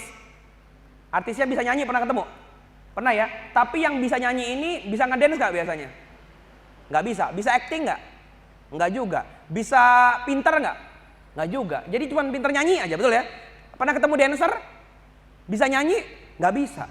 Jadi cuma ngedance aja. Coba lihat idol. Bisa nyanyi gak? Bisa ngedance? Bisa ikut tes IQ? Bisa ikut olimpiade? Bisa. Fisik, kreativitas, kecerdasan, semua lengkap. Makanya mereka disebut God, Tuhan. Dalam bahasa lain, idol, sesembahan. Sempurna. Adakah idol ada skandalnya diangkat media gitu? Nggak ada. Kalau kita kan beda ya, sampai segerebek rumah tuh dimasukin gitu ya. Iya kan gitu ya. Kalau di Korea enggak. Begitu idol ini punya skandal, pasti tahu-tahu hilang. Tahu-tahu dikeluarin dari agensinya. Diredam beritanya. Kenapa? Mereka dijaga kesempurnaannya. Ini Tuhan. Ini sesembahan baru. Makanya ibu, kalau kita nasihatin adik-adik kita yang suka K-pop, itu marahnya seperti kita menistakan agama. Ibu-ibu ketika lihat bendera tauhid dibakar marah nggak? Sebel nggak? Sebel. Lah sama, mereka itu ketika opanya dipakai buat poster kajian marah bu. Itu menistakan agama, K-pop. Antum mungkin nggak tahu, saya itu mohon maaf ya, dulu dianjing-anjingin itu di Twitter tuh. Semua kebun binatang tuh masuk ke saya tuh. Saya bahkan pernah dilaporin polisi ibu, hanya gara-gara masang poster foto mereka opa-opanya itu jadi poster pengajian. Lah kan yo apik toh. Tapi mereka itu sudah marah duluan, segitunya bu, persis seperti menistakan agama rasanya. Levelnya itu sudah kayak diganggu agamanya bu. Dan kenapa susah betul meninggalkannya? Karena levelnya sudah kayak harus murtad. Ibu-ibu kalau mau pindah agama mau nggak? Nggak mau, walaupun nggak ngaji, nggak pernah sholat, tapi pasti nggak mau pindah agama. Ya, karena Islam itu agamanya gitu kan ya. Sama. K-pop itu juga sama, coba lihat. Ya udah deh, aku nggak nonton drama, aku nggak nonton K-pop, tapi boleh nggak sesekali dengar lagunya aja? Tetap nggak bisa tuh. Sama, ya udah deh, aku nggak sholat, nggak ini, tapi aku tetap Islam gitu. Kayak rasanya disuruh murtad rasanya. Susah banget. Kemarin tuh makanya saya cerita tadi ada yang wanable waktu itu nge-DM saya, Kak, saya udah insya Allah mau hijrah habis ini. Tapi bisa nggak? Saya terakhir kali ini menangis sejadi-jadinya, merayakan perpisahan bersama para opanya gitu ya. Segitunya, seharusnya nggak bisa, nggak bohong. Karena mohon maaf, pasti sempurna. Loh, antum tuh kalau suruh saya menghina opa itu nggak bisa. Apanya yang mau dihina? Semua dia punya kecuali Allah. Semua dipunyai oleh oppa kecuali Allah. Harta mereka punya, ganteng mereka punya, prestasi mereka punya, cerdas mereka punya, mereka fisik juga punya. Bu, apa yang mereka nggak punya kecuali Allah? Cuman justru satu hal ini yang buat kita buta kan, nggak ngeliat itu. Itu kan apa yang bikin kita tuh nggak mau belajar sirah nabawi? Karena bagi kita Rasulullah punya semua hal kecuali dunia. Dan itu penting banget buat kita. Yang terjadi. Ini coba lihat. Kira-kira kalau gambar di mana ada orang di sini memuji-muji namanya dan di sana ada orang yang dipuja, itu adegan apa? Adegan penyembahankah? Atau adegan lagi diskusi, lagi pengajian atau apa, Bu? Ibu pernah lagi pengajian begitu ya? Ustadz Fuad gitu. Nggak pernah gitu kan? Pernah lihat orang diskusi kayak begini? Nggak pernah. Ini adegan penyembahan. Coba lihat orang-orang, mohon maaf, Nasrani misalkan. Mereka kan begitu kan ya? Berdiri, angkat tangan semuanya gitu kan ya, sebut nama Tuhannya gitu kan ya, sama menyembah. Zaman dulu orang-orang asmat, suku-suku atau suku pedalaman gitu loh. Lo pertanyaannya yang ngomong itu ngomong apa sih sebenarnya? Pujian kepada Tuhannya. Islam punya begitu juga nggak? Punya. Subhanallah walhamdulillah wala ilaha illallah Allahu Akbar. Kita puja Allah. Allah maha kece, Allah maha oke, Allah maha keren. Kan gitu ya. Mohon maaf Bu, ini bahasa anak muda ya. Bukan masuk di bid'ah-bid'ahkan gitu ya. Tapi itu kan begitu ya. Kita puja Allah, kita puji-puji namanya. Betul ya? Sama kita sebut namanya fan chanting. Apa itu fan chanting? Sarangeo ABC, sarangeo EFG, ye, EXO, hu. Masuk lagunya intro. Begitu gak? Antum puja nggak nama dia? Dan saya tanya, fan chanting itu boleh nggak lebih awal? Duluan gitu? Nggak boleh. Diakhirkan boleh nggak? Nggak boleh, harus pas timingnya, betul ya? Pas temponya ini, nyanyinya itu. Mirip dengan ghairil maghdubi alaihim waladdallin. Persis kayak fan chanting. Itu cuma ibadah baru, Bu. Dimana mereka harus di saat yang ini nyanyi yang lagu ini. Pas saya ngomong ini nyanyi yang lagu ini. Mas, ya iyalah Mas, itu kan konser bukan pengajian. Itu tahu ada tempat di mana Allah nggak mungkin masuk. Kok bisa antum merasa nyaman di tempat itu, paham ya? Dia bilang begini, jangan samain dong Mas, itu kan pengajian nyebut nama Allah, ini kan konser. Ya Allah, bisa-bisanya kita betah di tempat yang Allah aja nggak mungkin disebut, Bu. Iya, Mas berhenti ngomong kayak begini Mas. Ini akan merusak hubungan bilateral antara Indonesia dan Korea Selatan. Di Dubai Mas kemarin itu sudah ada break sholat maghrib ketika konser EXO. Itu kan berarti menghargai Mas. Mbak, ibu-ibu sini pasti pernah deh satu kali minimal dalam umur hidup kita itu bener-bener serius mau sholat. Bener-bener sebelum azan sudah wudhu dari rumah, jalan ke masjid, betul ya? Sholat 2 rakaat dulu, ikut takbir bareng imam, pernah kan Bu ya? Sudah sekhusyuk itu pernah Bu ya? Kira-kira habis takbir banyak khusyuknya apa nggak khusyuknya Bu? Tetap aja nggak khusyuk. Lalu ada orang yang bilang break tengah konser dia sholat khusyuk. Bawain orangnya ke saya mau berguru sama dia. Karena pasti ilmunya tinggi banget. Ada orang nonton drama di pause, terus dia sholat, khusyuk, bawain ke saya mau berguru sama dia. Karena itu sulit banget Bu. Karena begitu Allahu Akbar, waduh episode selanjutnya apa tuh ya? Kira-kira tuh diceraiin gak itu ya? Kira-kira itu apa? Di pikiran kita udah gak khusyuk. Paham ya? Saya gak menjudge bahwa gak mungkin gak khusyuk. Tapi kalau memang mungkin dan ada orangnya, tolong datangin ke saya yang mau berguru sama dia. Karena itu ilmu tinggi banget itu. Ya, luar biasanya. Ini rame-rame berkumpul di sana Bu, memuja-muja pujaannya dan sebagainya. Bayarnya mahal ini. Ya, sampai ada yang ke Korea langsung kalau nggak ada di Indonesia, mereka ke Korea langsung. Bu, saya akan putarkan sebuah video. Kalau anak-anak kita atau kita pribadi begini, maka mulai hari ini kita muhasabah. Ya Allah, insya Allah saya nggak bakal gitu lagi lah. Tapi kalau kita tidak begini, jangan bangga dulu. Karena besok kita akan ditanya sama Allah, kamu kok diem aja nggak nyelamatin adik-adikmu? Kamu kok diem aja nggak nyelamatin anak-anakmu? Begitu melihat mereka seperti ini. Mari kita lihat videonya berikut ini. Inilah budaya fandom, memuja sesuatu, bentuk penyembahan baru.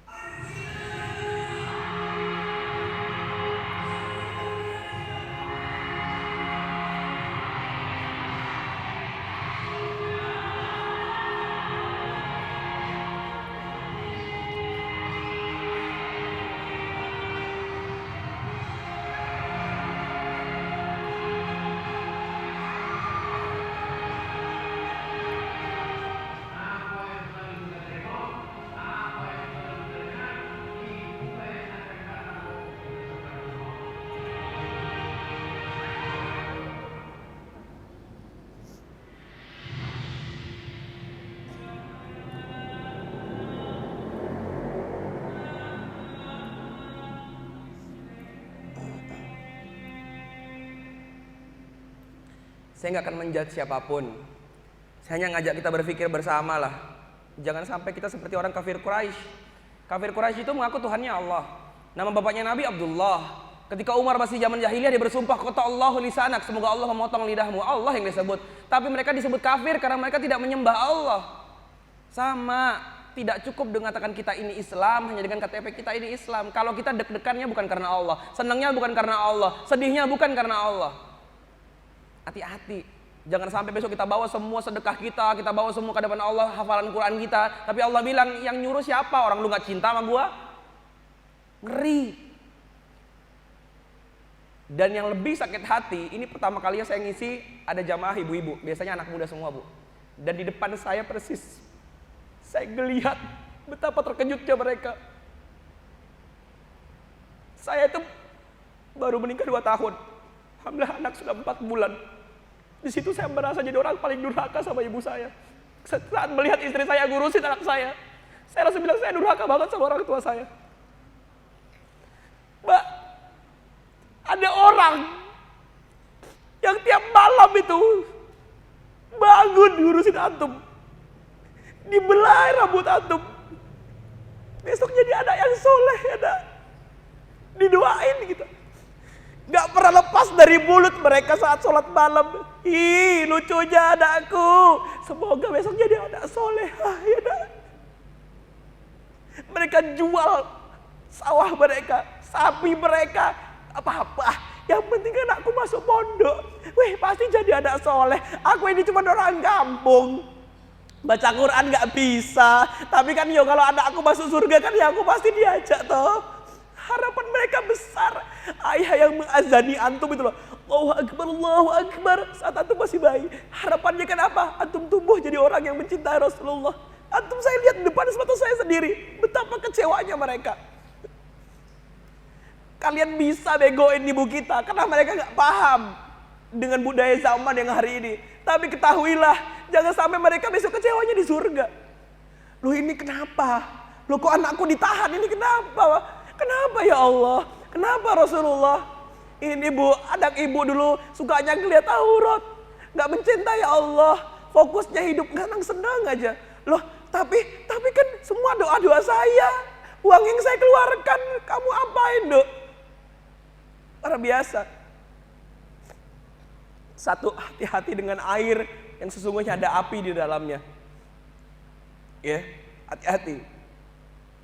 Yang berikutnya lagi, teman-teman, saya akan bukakan sebuah tampilan api. Api ini dipegang oleh saudara kita. Mereka betul-betul mau memberi Islam. Mereka tahu Islam itu panas hari ini, tapi mereka bilang tidak apa-apa. Saya akan pilih api ini. Tapi kalau pilih api itu dapat surga memang, tapi kamu kebakar loh, nggak apa-apa. Kamu panas loh, nggak apa-apa. Kamu dibunuh loh, nggak apa-apa. Yang penting kami dapat surga. Lihat orang-orang ini, siapa mereka? Saudara-saudara kita. Saya ceritakan sedikit. Ada seorang pencuri, pembunuh, masuk ke rumah kita. Lalu dia sembelih ibu kita. Lalu kita mau ngamuk, dia kasih kita apa? Permen. Diam ya nak, diam, makan permennya. Lalu kita tenggelam dalam permen yang manis itu. Sedangkan saudara kita sedang di apa? Ibu kita sedang di apa? Disembelih di samping kita. Jahat banget gak itu? Padahal kita makan permen dari pelaku pembunuh ibu kita sendiri. Sedih gak itu? Iya, itu yang saat ini kita lakukan karena Palestina sedang meradang, Rohingya sedang meradang, Suriah sedang meradang. Mereka saudara kita. Kata Rasulullah, sesama muslim adalah saudara. Kalau mereka sakit, kita sakit. Kalau mereka terluka, kita terluka rasanya. Tapi rasa itu hilang karena kita sedang makan permen dari penjajah Yahudi itu bernama hiburan, seneng-seneng. Nonton, waktunya luang banyak. Sedangkan mereka di sana sedang bertanya, kok aku gak punya waktu luang ya? Kok aku sibuk ya? Kok ibuku pagi sahur sama saya kok gak pulang ya? Mereka gak mikir hiburan. Gak pernah keluar dari kalimat mereka, kapan ya aku bisa nonton konser? Kapan ya aku bisa K-popan? Mereka mau pengajiannya susah bu. Tapi mereka memilih api dan insya Allah mereka syahid. Bagi yang masih bertanya kepada saya, Mas, kalau nggak nonton Korea, terus hiburan saya apa dong? Kalau nggak nonton Korea, saya waktu luang diisi apa dong? Katakan pertanyaan itu jangan sama saya, tapi kepada mereka.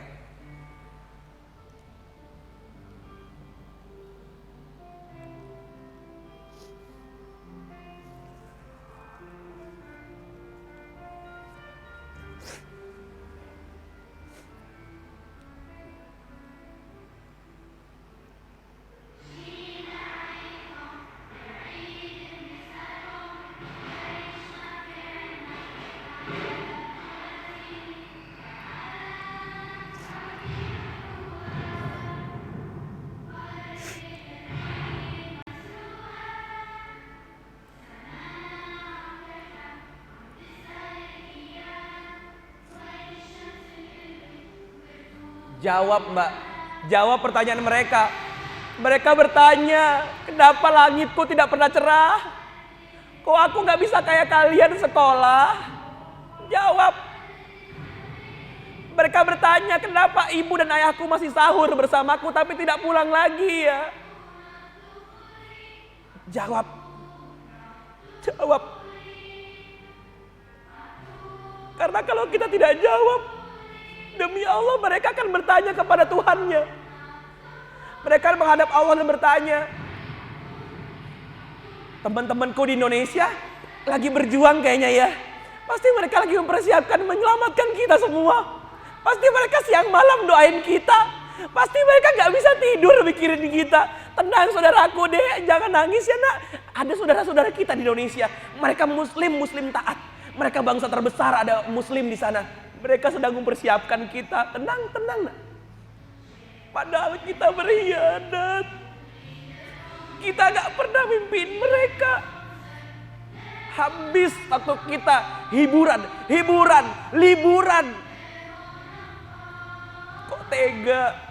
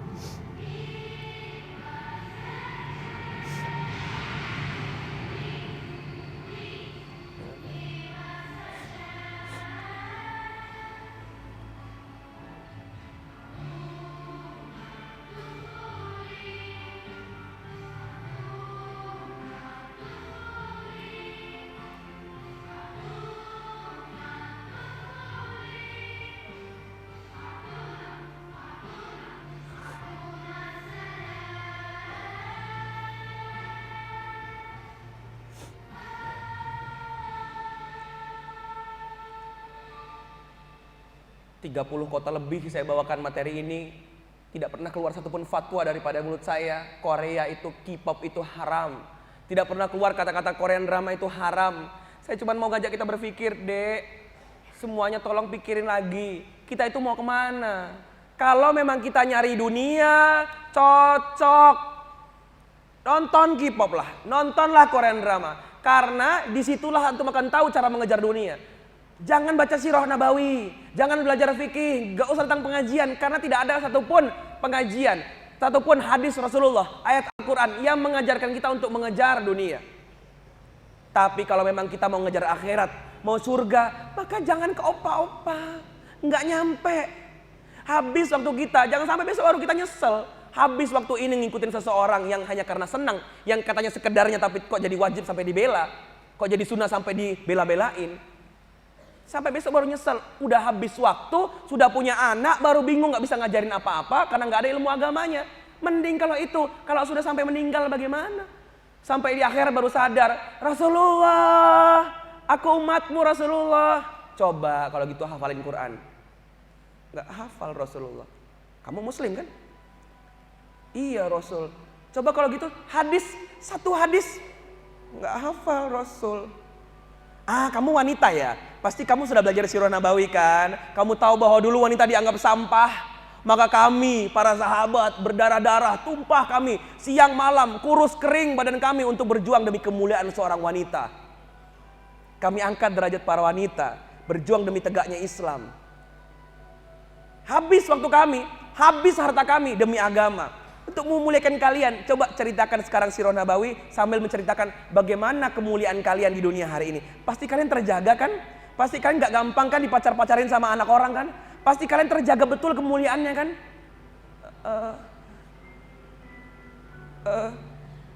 Kenapa nak? Coba cerita nak. Enggak Rasul. Terus yang kamu hafal apa? Saya hafal lagu Korea. Lagu apa? Lagu Korea Rasulullah. Kami sampai rela mengorban nyawa loh ini nak. Nak tolong denger nak. Kami sampai rela korban nyawa nak. Mohon maaf kalau begitu. Rasulullah pun pergi. Kita pun berteriak, opa, mana yang kemarin saya puja-puja. Saya hafalkan lagu-lagunya. 24 jam saya tonton film-filmnya. Tolong dong datang selamatin saya. Gak ada yang datang. Sedangkan satu-satunya orang yang bisa nyelamatin, kita kecewakan hatinya. Kita tatap punggungnya menjauh. Rasulullah Shallallahu Alaihi Wasallam. Padahal beliau mengetapkan depan para sahabatnya, aku rindu pada saudara-saudaraku. Maksud kamu Rasulullah? Kami para sahabat. Bukan. Siapa? Aku rindu pada orang yang nanti merindukanku padahal dia belum pernah bertemu wajahku. Rasulullah rinduin kita. Tapi kita kecewakan kerinduan Rasulullah, berkhianat kepada perjuangannya dengan habis waktu kita untuk mengikuti hal yang sia-sia. Wallahi, Korean Wave kalaupun tidak haram, itu menyanyiakan teman-teman. Menyanyiakan. Sedih lihat generasi muda, tolong dek serius. Saya udah bilang nggak ada tujuan saya kecuali untuk mau menunjukkan rasa kasih sayang saya kepada kalian. Nggak ada, saya nggak nyari duit, saya nggak nyari ketenaran. Saya cuma nyari teman-teman, tolonglah. Ini adik-adik ini penerus generasi. Rasulullah tuh berharap pada kalian, mendoakan kalian. Allah percaya kepada kalian. Saudara-saudara kita di Palestina menunggu kakak-kakaknya dari sini membantu. Bagaimana mungkin kita bisa membantu tegaknya Islam ini kalau kita hanya fokus untuk melihat sesuatu dari sumber negara yang bukan Muslim? Teman-teman sekalian, masih banyak PR kita. Sirah Nabawi, fikih, hafalan Quran, tafsir, bahasa Arab, banyak. Yuk, fokus kepada yang wajib dulu ya. Nanti yang mubah itu nanti. Nanti yang makruh-makruh itu kalau bisa jangan. Tapi kalau pengen banget, nanti. Apalagi yang haram deh ya. Jangan. Sayang, kasihan Rasulullah. Kasihan Rasulullah. Kasihan ibu kita. Kasihan orang-orang yang selalu mendoakan kebaikan untuk kita. Assalamualaikum warahmatullahi wabarakatuh.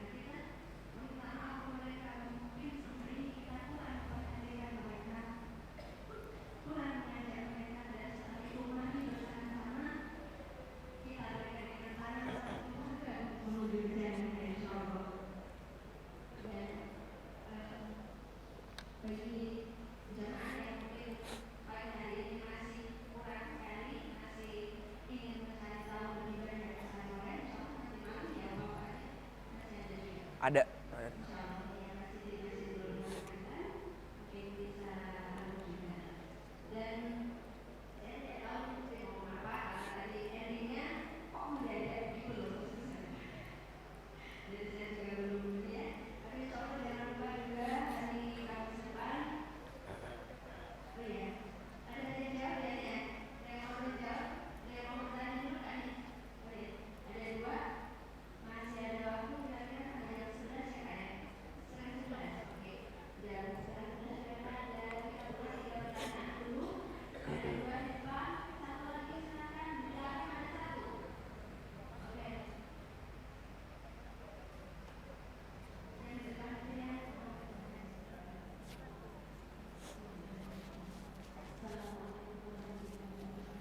Assalamualaikum.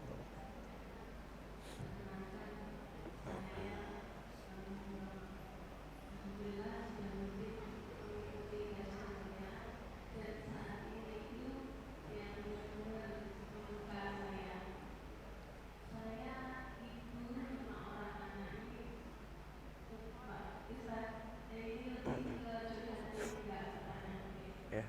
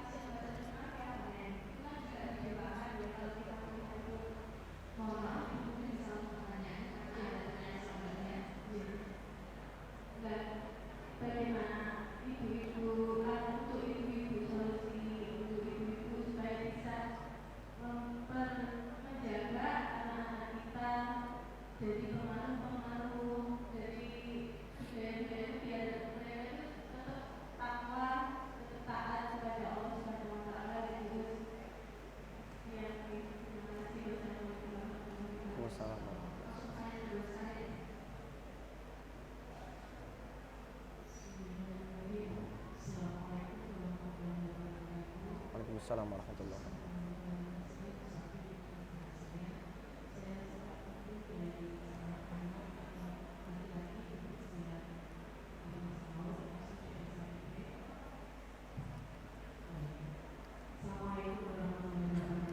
Waalaikumsalam warahmatullahi wabarakatuh.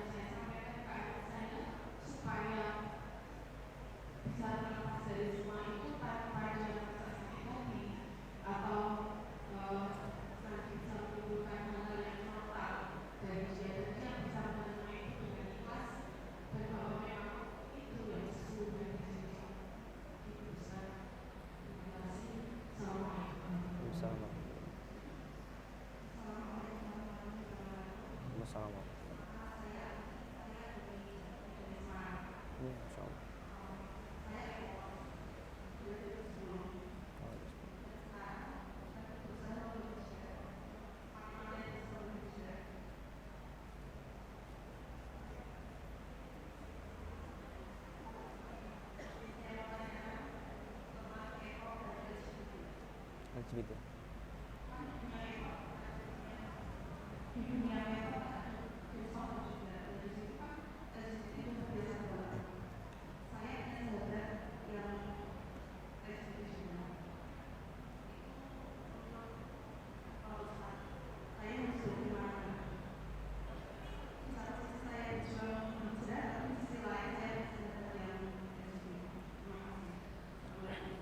Salam.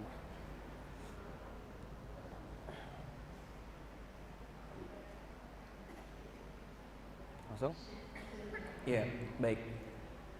Dua pertanyaan pertama hampir mirip ya, kurang lebih bagaimana menasehati anak ya, atau mungkin teman-teman juga punya pandangan bagaimana menasehati teman atau mungkin saudara yang suka Korea, K-pop. Kalau untuk menjaga ya, kalau tadi misalkan pertanyaan pertama itu menjaga, sebenarnya gini, harus kita ketahui faktor orang itu internal dan eksternal, dan faktor mempengaruhi orang itu paling besar itu eksternal. Ya, jadi hati-hati betul dengan lingkungan. Anak itu, gini, anak itu kalau nggak deket sama orang tua, dia pasti deket cari pendekatan sama orang lain. Itu udah pasti. Saya sendiri jujur, saya itu ngerasa deket sama orang tua tuh justru udah sangat dewasa baru deket sama orang tua. Karena waktu kecil kan ibu, bapak bagi saya di kepala saya nggak ngerti maunya saya gitu. Tapi teman saya ngerti maunya saya. Saya hanya lebih banyak curhat kepada mereka. Ini buat ibu-ibu tahu ya perasaan seorang anak gitu ya. Saya hanya lebih banyak curhat kepada teman saya dan mereka ngajarin saya salah. Bahkan ngajarin cara ngebohong ke orang tua. Karena di situ saya dapat kenyamanan. Yang penting orang tua taunya kita baik. Yang penting nanti besar jadi anak yang sukses, bisa cerita ke orang, wah anak saya itu sukses gara-gara ngikutin nasihat saya. Padahal saya nggak pernah pakai nasihatnya. Kurang lebih gitu, wallahu alam ya. Jadi hati-hati betul dengan kedekatan. Nah ini yang dimaksud gap usia. Nah apa yang bisa kita lakukan? Yang pertama, yang pertama ya, bangun kedekatan sedekat mungkin kepada anak kita yang dinamakan bonding itu loh. Nah deket itu nggak harus kemana-mana ditanyain ngapain, ini ngapain, nggak begitu. Tapi anak itu mendapatkan perhatian yang harusnya memang dia dapat. Jadi kalau dalam Islam kita sebutnya ghorizatun nau, ghorizah nau itu tidak hanya naluri seksual, laki-laki kepada perempuan, perempuan kepada laki-laki, tidak. Kita kepada anak kecil sayang itu nau. Anak sayang kepada orang tua itu nau. Naluri untuk apa ya? Melestarikan keturunan gitu loh. Jadi supaya nggak punah, nggak saling berantem gitu. Nah itu harus kita kasih sebelum anak ini menikah. Karena kalau dia menikah kan beres tuh, udah ada yang bisa ngasih dia nau, suaminya atau istrinya. Sebelum dia menikah, sahabat-sahabat yang soleh harus jadi orang yang bisa ngasih dia nau. Ibunya, orang tuanya harus kasih dia nau yang baik. Maksudnya apa? Jadi sahabat terdekatnya, rangkul dia kalau butuh, ya kan ya. Kasih dia seluruh fasilitas selama itu baik untuk agama. Ya, insya Allah kalau itu sudah punya, pun kalau dia terjerumus pasti curhat. Pasti ngomong ke kita. Itu lebih baik daripada dia ngomong ke orang lain. Ya, dan tandanya dia percaya bahwa kita ini tempat untuk bisa menyampaikan dimintai pendapat untuk bisa menyampaikan solusi gitu. Itu yang pertama. Jadi bangun kedekatan, bonding itu penting. Dan nggak harus nonton Korea juga ibu-ibunya. Nggak harus ibu-ibu tahu dulu Korea itu kayak apa, nggak harus. Ya, yang harus diketahui adalah manusia itu maunya apa. Itu yang kadang kita lupa. Saya pernah, ini kejadian nih ya Bu ya. Saya lagi kumpul sama beberapa ibu-ibu pengajian, mereka ngajak rapat untuk ada acara event. Kita waktu itu di tempat makan, ada ibu-ibu 3-4 orang itu, saya berdua sama ustadz saya. Kemudian apa? Ada satu orang ibu yang bilang gini, Ustadz, anak saya itu diajak buat hijrah. Baru masuk kuliah semester 1 katanya gitu. Bandel banget gini. Oh ya insya Allah Bu, nanti kapan-kapan lah kita ajak ke pengajian, main, terus kita ngobrol-ngobrol dan sebagainya. Nah ini Ustadz, ini udah mau kesini dia, saya suruh kesini. Nanti Bu, dikasih tahu apa gitu ya Ustadz ya? Anak-anak mau gak digituin? Kira-kira apa perasaan antum dijebak sama ibu sendiri? Sampai di lokasi terus dihadapin sama ustadz, itu jangankan antum, ustadznya aja bingung mau ngomong apa. Karena nggak ada. Jadi gini, kadang itu kita pikir cinta itu adalah apa yang saya suka itu anak suka. Cinta itu nggak gitu. Cinta itu menanyakan kamu sukanya apa. Selama itu tidak keluar dari agama Islam, itu kita support. Contohnya apa? Kamu suka ya dikasihi, kamu suka ya disayangi. Bukan kamu suka K-pop ya saya kasih, bukan begitu ya. Yang manusiawi maksudnya apa? Yang pada dasarnya semua manusia suka didengar kalau ngomong, dipuji kalau berprestasi, ditegur dengan baik kalau salah. Nah itu kadang-kadang hilang ketika mohon maaf orang tua sibuk bekerja, anak sibuk sekolah. Itu udah gak ketemu tuh. Kalau malam ketemu udah bawanya ya zon aja. Ibu berpikir zon kepada anaknya, anak zon itu prasangka ya. Prasangka kepada orang tuanya. Seluruh anak berpikir bahwa orang tuanya nggak ngerti dia, ibu juga berpikir bahwa anak ini ada apa-apa di sekolah gitu. Itu ketika itu sudah bertemu itu gap ya. Jadi satu dibangun kembali. Sebagaimana dulu loh waktu kita ngurusin anak waktu bayi, itu kan kita rela cuti kan. ketika kita rela cuti, memang fokus ngurus anak, maka kan anak kecil tuh sayang banget sama emaknya. Mau dijewer, mau diapain, tetap aja lari ke emak. Coba lihat kalau, kamu gini-gini, tetap gitu kan. Kenapa dia di begini-begini tetap meluk emaknya, padahal kan dia sebel sama emaknya. Tapi tetap meluk emaknya karena dia nggak tahu siapa lagi yang harus disayangi kecuali kita. Nah itu sudah hilang ketika dia menemukan tempat lain untuk disayangi gitu. Nah makanya mohon maaf sampai kejadian di tempat saya banyak yang murtad dari agamanya. Kenapa? Ikut sama cowoknya yang Nasrani. Itu banyak banget. Kenapa? Dia udah menemukan sayang kepada orang tuanya ini. Jadi itu harus dibangun bonding itu. Ya, nah ketika ini sudah terbangun, insya Allah bisa nyampein. Gini, mbak, pernah nggak sakit hati sama orang tua terus sampai pengen keluar rumah, terus sampai pengen dihapus dari kakak gitu? Hah? Orang tua mukul, aku mau pergi dari rumah gitu. Gitu nggak? Enggak kan? Ya sebel sama sebel, ngomel sama ngomel. Ih ibu nih, tapi nggak pernah keluar dari rumah kan? Nggak pernah benar-benar sampai mau keluar dihapus dari kakak gitu kan ya? Ganti orang tua gitu pernah nggak? Kenapa? Karena ibu berhasil bangun bonding waktu kecil. Nah kalau antum mau menasihati temen, bangun bonding itu yang ibu lakukan kepada kita dulu. Ibu tuh ya kan, coba lihat ibu, hebatnya ibu membangun bonding ya. Lapar. Saya sebagai suami, kok tahu? Iya. Oh panas ya nak. Kok tahu? Padahal sama aja bunyinya juga. Ibu tuh sampai tahu, nya tuh maksudnya apa? Tandanya kalau dalam dakwah dia tahu mat'u dakwah ini maunya apa. Jadi nggak bisa, saya ini kayak begini bu, mohon maaf, ini nih tidak dakwah ideal bu. Karena saya menyampaikan begini, saya tidak pelajari betul satu-satu antum. Artinya ada betul yang ibu tersentuh, ada yang sakit hati mungkin. Karena random, ini kan rata ini. Contohnya nih ya, riba itu haram. Ya gampang ngomong haram, tapi kan saya nggak tahu. Ada yang betul-betul karena terpaksa ambil riba. Ada yang betul-betul bawa keluar dari riba tapi bunganya gede banget sampai harus ada kesulitan-kesulitan tertentu yang perlu diselesaikan secara individu, paham ya? Nah itu harus dakwah itu begitu. Makanya Rasul menyebutnya sahabat Nabi, bukan jamaah Nabi. Karena Rasulullah nyelesain masalah orang tuh satu-satu. Dia lihat betul ini orang kenapa ya, sukanya apa ya. Seperti ibu yang tahu anak ini sukanya ini, kalau anak kedua begini, anak ketiga begini, paham ya? Nah kalau antum mau dakwah kepada teman dan serius mau dakwahin teman kita, caranya begitu. Memang lama, wong kita aja didakwahin ibu sampai 23 tahun. 24 tahun, 25 tahun, ya sesuai umur antum lah. Sabar tuh ibu, nggak pernah ada ibu mencahin piring, dasar anak bodoh, pergi kau dari rumah gitu, nggak pernah begitu. Ibu kita mencahin piring, dia bilang apa?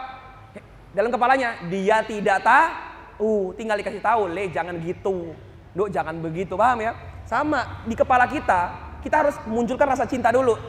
Ketika lihat K-popers, oh dia nggak tahu, dia hina-hina ustadz karena nggak pernah ke pengajiannya. Dia ngina-ngina Islam karena belum tahu Islam itu kayak gimana, paham ya?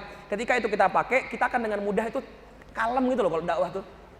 Pelan, santai. Dakwahnya tuh adem gitu. Ya, nah itu dibangun. Ya, nah khusus untuk Mbak tadi yang punya teman LGBT, ini saya kasih tahu ya, kalau antum belum siap mempengaruhi, jangan terjun. Seriously, saya bahkan dulu pernah disuruh oleh LGBT sendiri, jangan main ke situ. Jadi saya waktu zaman jahiliyah dulu itu suka bikin film. Terus ide saya adalah saya pengen bikin film tentang kehidupan LGBT. Maksudnya mereka tuh kayak gimana, dokumenter. Ketika bikin dokumenter kan harus terjun langsung, harus syuting langsung. Saya hubungi mereka lewat Facebook saat itu. Terus mereka nanya, Mas itu top atau bottom? Jadi kalau dalam istilah gay ya, itu ada yang lakinya yang ceweknya. Jadi mereka tuh aneh ya, mereka tuh tetap aja butuh laki sama perempuan kan ya. Karena di alam laki-laki sama laki-laki pun ada yang bertugas sebagai laki-laki, ada yang bertugas sebagai perempuannya. Nah dia nanya pakai istilah mereka, kamu tuh lakinya atau perempuannya katanya. Saya bilang saya straight. Apa itu straight? Orang normal, sukanya cewek gitu. Terus dia bilang gitu, kalau gitu gak usah mas, bahaya.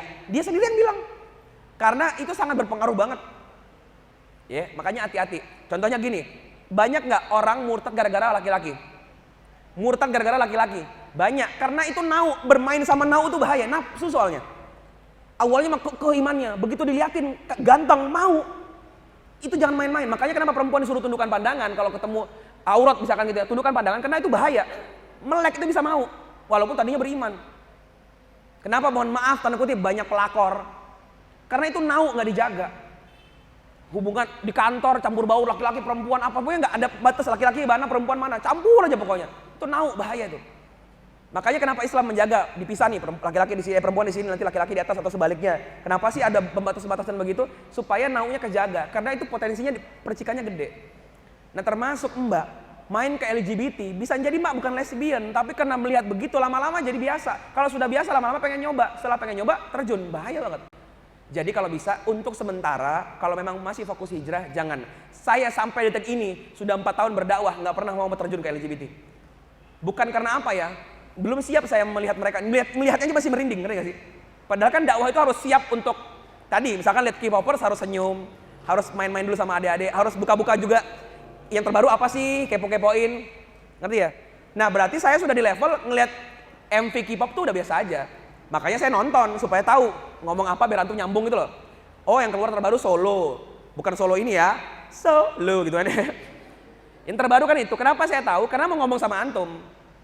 Dan saya udah gak terpengaruh yang begitu insya Allah. Karena udah biasa aja. Nah, kalau Mbak masih level hijrah, jangan ke situ dulu. Saya aja kalau ke LGBT masih ngeri. Ngelihatnya aja jijik. Nah, kalau ngelihatnya aja jijik gimana mau dakwahin? Paham ya? Itu bisa-bisa sampai sana dibakar gitu ya. Jangan dulu. Jadi fokus aja dulu hijrah ya Mbak ya. Itu semoga bisa menjawab, wallahu a'lam.